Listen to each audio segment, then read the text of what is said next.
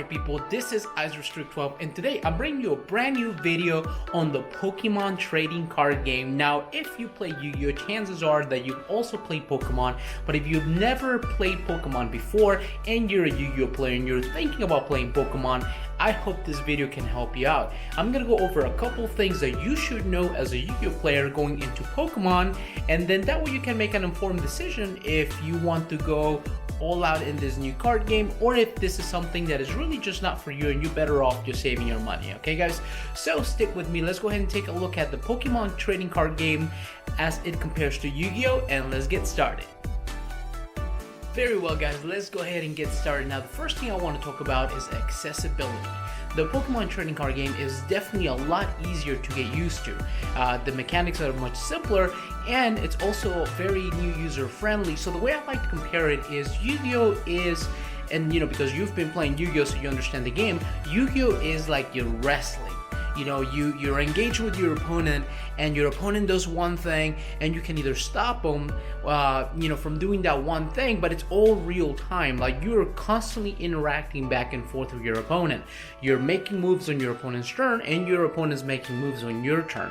So it's just like wrestling. There's always something going on. He does something, you do something, or he tries to do something and you try to stop him from doing something.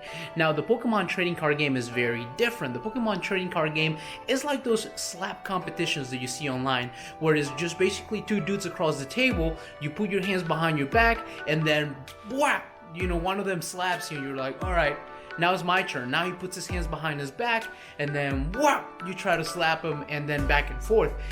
In the Pokemon trading card game, there is no trap cards. You don't do anything during your opponent's turn. It's your turn, you set up, power up your Pokemon, do the best you can, and then your turn ends when you attack most of the time.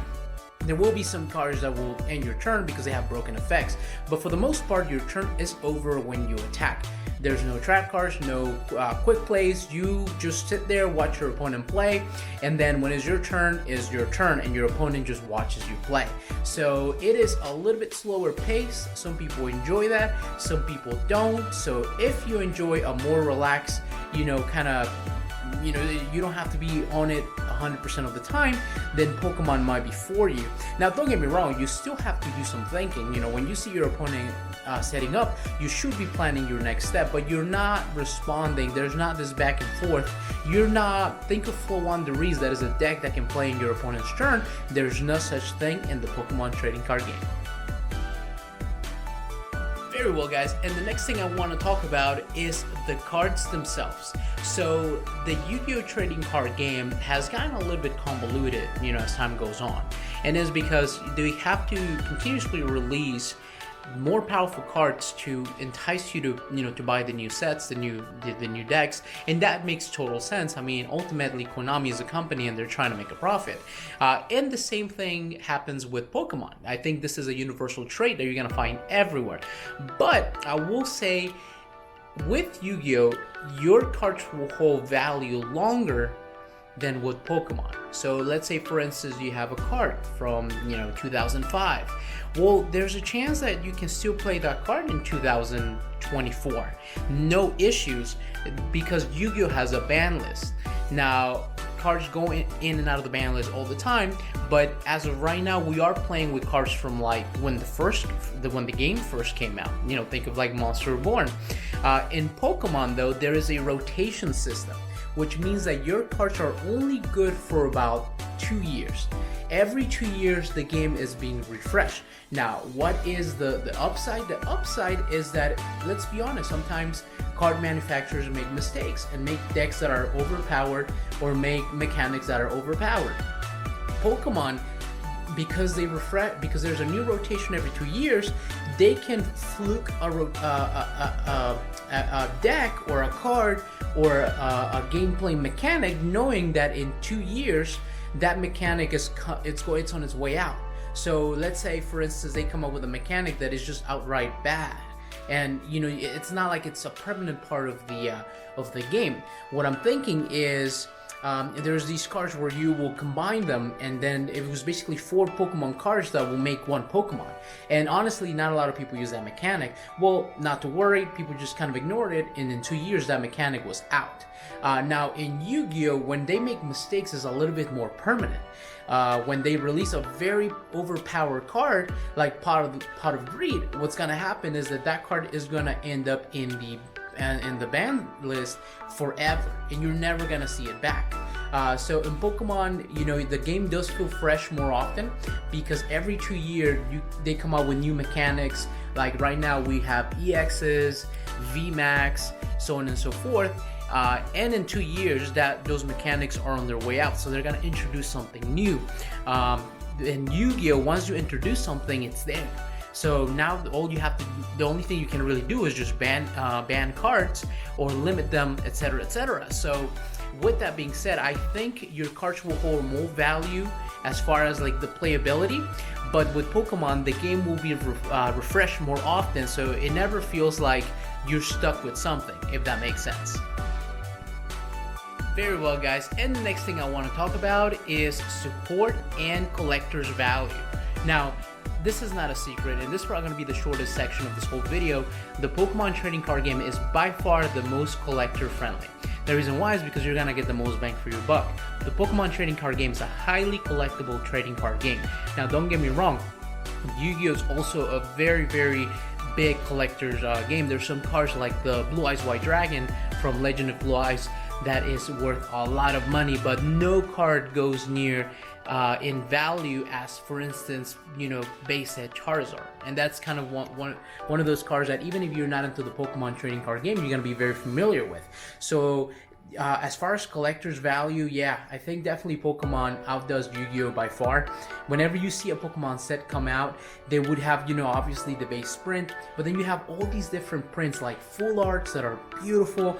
Then you have gold rares. I mean, you have one card with like 3 different versions of it. And obviously the card will do the same thing in gameplay, but as far as like the collector's value, you can have a basic form of a card. For instance, Charizard, that for competitive play can go up to like $12, but then if you pull like the secret rare version of that or the full art, now you're talking about a card that can be potentially more than $200. So yeah, as far as collector's value, definitely Pokemon takes the cake. And the reason why is because as a franchise, I believe Pokemon is the most important franchise in the world. So I think it's bigger than, and you guys correct me if I'm wrong, but I think it's bigger than like Disney, as far as like Mickey Mouse, Mario, all these like household names. I think Pokemon is the most valuable franchise in the world, and they're everywhere. I mean, if you think about it, they're never gonna run out of income to continue the games, the card games, Pokemon Go. I mean, they're everywhere. Pokemon Sleep. I mean, the franchise is so large that there's always going to be support for the card game.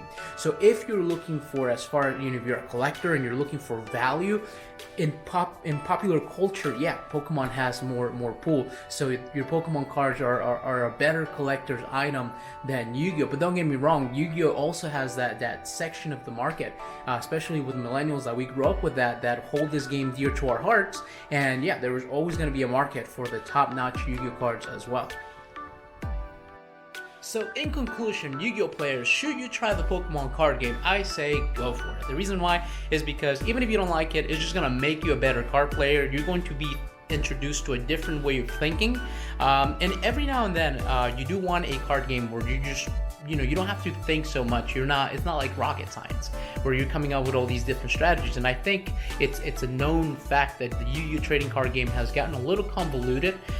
It's always a joke, when you talk to people about Yu-Gi-Oh, the first thing especially people that don't play Yu-Gi-Oh, they will talk about the amount of text that are in these cards and the mechanics. You have all these different faces during your turn, but then there's also all these rules that the rule book doesn't explain. So especially when it comes to like, you know, how text is written and what goes before what. So like if you activate this card, cost for instance is a big one. So things like that. The Pokemon trading card game is a lot simpler, it's a lot user friendly, and I think also the demographic. I mean, let's not kid ourselves. Both these games were meant for children when they first came out. You and I were probably kids when we were first introduced to these games, but as people got older and older players got into it and those kids grew up to be adults, I think a lot of the creative minds behind the games also grew up with that. But I think Pokemon did a better job at keeping the game, you know, kid friendly, where a kid can come in, pick up a deck and get going. And Yu-Gi-Oh definitely got really complex, where every time I go to a tournament, I never see like young kids doing well. It's always like, you know, 20s and up that are at the top tables. In Pokemon, I'll say, you know, let's be honest, it's kind of the same thing as well. But I will say I do see a lot more, you know, kids 18 and younger doing better in Pokemon than I see them doing in Yu-Gi-Oh. But yeah, no, I say give it a try. Give it a try. It has a lot of really cool art. And then, you know, like I have this really cool, you know, oh, there you go. You can see it now. Oh, wait, no, my camera tracks my face, so you can't see it. But let's see if I can get a shot of it. But you see that as you move, that picture behind me changes from the original Charizard to Bulbasaur to Blastoise. So I mean, the cards are cool, and you probably grew up playing the game, so why not give them a shot? Alright guys, so this is it from my part, guys. This is IceRestrict12. If you like my video, go ahead and give me a like, subscribe, and I'll be catching you in the next one.